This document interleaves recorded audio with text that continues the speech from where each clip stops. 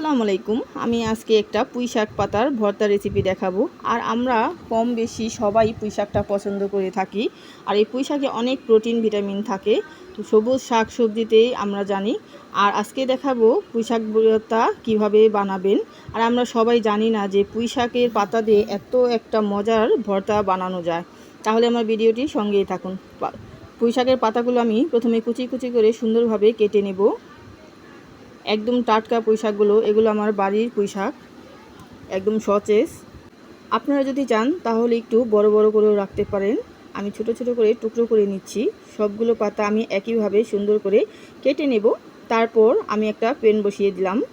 তারপর আমি একসাথে পেঁয়াজ রসুন ভালোভাবে ভেজে নেব। আর আমি এইগুলো ভাজবো তেল ছাড়া, শুকনোভাবে আমি এগুলো হালকা জাস্ট ভেজে নেব। আর আমরা ভর্তা ছোট বড় সবাই গরম ভাতের সাথে কম বেশি পছন্দ করে থাকি। আর ভর্তা হলে তো কোনো কথাই নেই, গরম ভাত একদম 2 প্লেটে নিমিষেই শেষ হয়ে যাবে। আর যারা ভর্তা প্রেমী, একদম ভর্তা পছন্দ করেন, তারা আজকে হলে একবার হলেও আমার এই ভিডিওটি দেখে নিন।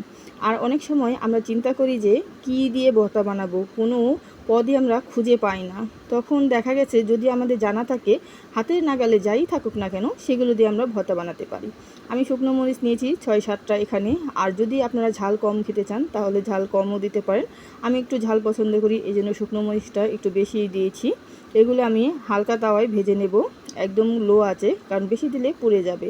এগুলো আস্তে আস্তে সব ভেজে নেব। আর সব কিছু কিন্তু আমি একদম তেল ছাড়া ভাজতেছি, শুকনোভাবে ভেজে নেব। ভাজা হয়ে গেলে তারপর আমি পুঁই শাকগুলো সুন্দরভাবে ধুয়ে বেছে নিয়েছি। একদম পানিগুলো চিবিয়ে দিতে হবে, যেন পানিগুলো হাত দিয়ে চাপ দিলে পানিটা পড়ে যায় আর শুকনো শুকনো ভাব থাকে। অনেক সময় দেখা গেছে পুঁই শাক দিয়ে পানি বের হয়, কারণ দেখা গেছে এই পাতাটা দিয়ে রস বের হলে ভিজা ভেজা থেকে যায় আর অন্যরকম লাগে। আর ভর্তার জন্য একদম পানি রাখা যাবে না, শুকনো শুকনোভাবে ভেজে নিতে হবে। জাস্ট একটু সময় ধরে ধৈর্য করে আমাদের এই কাজটা করতে হবে। আমি আস্তে আস্তে নেড়ে চেড়ে দিচ্ছি আর শুকনোভাবে ভেজে নিচ্ছি। দেখুন, এক ফোঁটাও পানি নেই কোথাও, একদম শুকনোভাবে ভেজে নিচ্ছি। আর এই পাতাটা যতক্ষণ সিদ্ধ না হবে অতক্ষণ পর্যন্ত ওয়েট করে একটু ভেজে নিতে হবে। প্রায় ভাজা হয়ে এসেছে দেখুন। আর এই পুঁই শাকটা মাছ বলুন সব কিছুতে আমরা অনেক পছন্দ করে থাকি, কিন্তু ভর্তা খাওয়া যায় এই ব্যাপারটা আমরা অনেকেই জানি না। তো আমি আজকে মজার একটা ভর্তাই রেসিপি আপনাদের সাথে শেয়ার করতেছি।